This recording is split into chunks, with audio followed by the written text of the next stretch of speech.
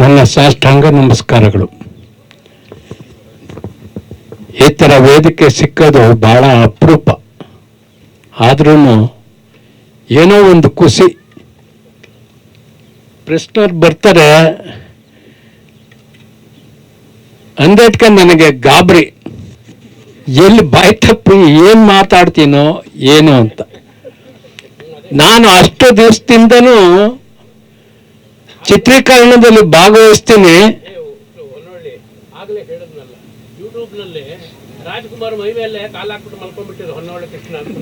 ಅಯ್ಯೋ ಅಣ್ಣ ಬಿಡಿ, ಅದು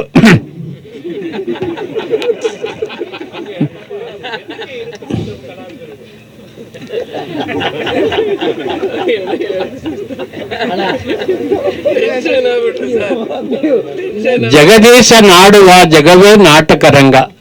ನಾನು ಒಂಥರ ನಾಟಕ ಆಡಿದ್ರೆ ನೀವು ಒಂಥರ ನಾಟಕ. ಪ್ರತಿ ಒಬ್ಬ ಮನುಷ್ಯನು ಒಂದೊಂದು ನಾಟಕ. ಆ ನಾಟಕದಲ್ಲೇ ಅವರವರೇ ಪಾತ್ರಧಾರಿ, ಅವರವರೇ ಸೂತ್ರಧಾರಿ. ನನಗೆ ಇಲ್ಲಿ ಗಣೇಶವರು ಇಷ್ಟು ದಿವಸದಿಂದ ಪ್ರತಿಯೊಬ್ಬ ಮನುಷ್ಯನು ಅಕ್ಕರೆಯಿಂದ ಪ್ರೀತಿ ವಿಶ್ವಾಸದಿಂದ ನೋಡ್ಕೊಂಡು ಬರ್ತಾ ಇದ್ದಾರೆ. ಇನ್ನೂ ಸಿನಿಮಾ ಮುಕ್ಕಾಲು ಭಾಗ ಇದೆ ಅಂತಾರೆ. ಅದು ಹೆಂಗ್ ನಿಭಾಯಿಸ್ತಾರೆ ಅಂತ ಅವ್ರಿಗೆ ಗೊತ್ತು. ಯಾಕೆಂದ್ರೆ ಅವರು ಎಲ್ಲ ಸಕಲವೂ ಅವರೇ. ಹಾಗಾಗಿ ಏನೋ ಇಲ್ಲಿ ಎಲ್ಲ ಈಗ ನೋಡಿ ನಮ್ಮ ಕ್ಯಾಮ್ರಾಮನ್ನು ಇವ್ರಿಗೇನು ಗೊತ್ತಿಲ್ದಂಗೆ ಅವರೇ. ಇವರು ಬಹಳ ವಿಚಾರ ಗೊತ್ತು.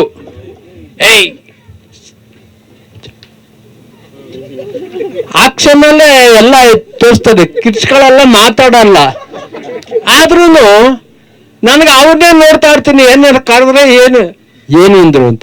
ಅಣ್ಣ ಏನೂ ಇಲ್ಲ, ಸುಮ್ಮನಿರಿ, ಈಗ ಸಮಯ ಇಲ್ಲ, ಈಗ ಮಾತಾಡೋದು ಬೇಡಿ ಅಂತ. ಹಾಗಾಗಿ ಈ ಸಿನಿಮಾ ನೂರಾರು ದಿನ ಓಡ್ಲಿ ಅಂತ ನಾನು ಹೇಳ್ತೀನಿ. ನಾನು ಅಕ್ಕರೆಯಿಂದ ಹೇಳ್ತೀನಿ. ನನಗೂ ಒಂದು ಪಾತ್ರ ಕೊಟ್ಟಿದ್ದಾರೆ. ಈ ಸಿನಿಮಾ ಚೆನ್ನಾಗಿ ಹೋದ್ಮೇಲೆ ಇನ್ನೊಂದ್ಸಲ ಕರೆದು ಇನ್ನೊಂದು ಪಾತ್ರ ಕೊಡ್ತಾರೆ ಅನ್ನೋದು ನನಗೆ ಬಯಕೆ.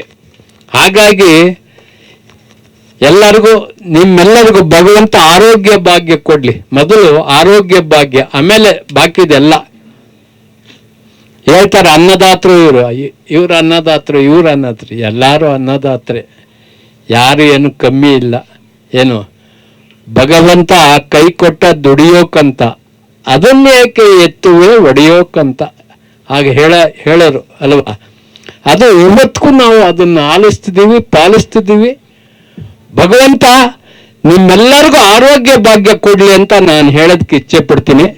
ನನಗೆ ಮಾತನಾಡೋದಕ್ಕೆ ಅವಕಾಶ ಮಾಡಿಕೊಟ್ಟಂತ ಪತ್ರಿಕೋದ್ಯಮದವರಿಗೆ ನನ್ನ ಸಾಷ್ಟಾಂಗ ನಮಸ್ಕಾರಗಳು. ಬೋಲೋ ಭಾರತ್ ಮಾತಾ ಕಿ ಜೈ.